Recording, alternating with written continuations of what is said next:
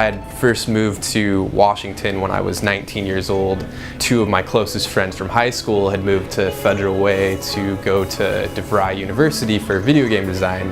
And so I moved in with them and I signed up to do the program, and I think about 2 weeks before I was supposed to start the program, I decided that I didn't want to do it.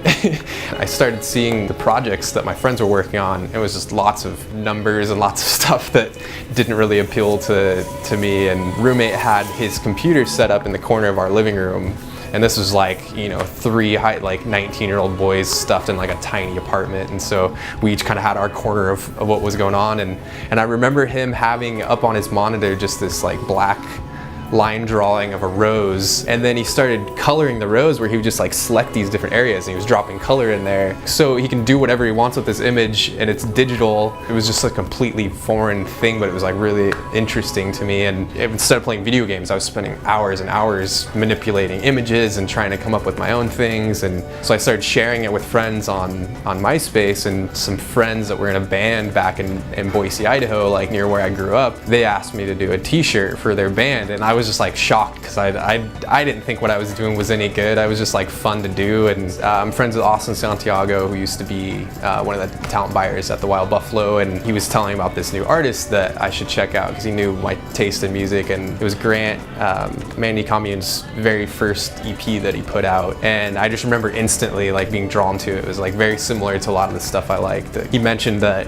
he needed some artwork, like this kid had nothing to visually represent his music, and it was basically, here's the album, listen to it and come up with something. And that process was exactly what I always did on my own. And so it was really cool to finally get to do that with kind of more of a purpose of identity for his music. And we just developed this great relationship, and I did a couple EPs for him, and then I did his album Brush that came out a few years ago. And from there, it's kind of surprising to me. My email inbox started filling up with these requests for artwork, and this kind of psychedelic, colorful stuff that I do is me kind of translating the music or my own thoughts and feelings, whereas the branding and the design that I do is kind of translating somebody else's thoughts and visions for what they want their business to be. And I first met Jack, and Jack, Frank, Pat, and Bo, they were all making beer in a little alley behind the up front theater, and they were brewing in this little 5-gallon system that now we're brewing like 1,000 gallons at a time. And basically the first time I met them and we sat down and had this little design brief, and they were like, okay, we're brewing beer, it's going to be organic,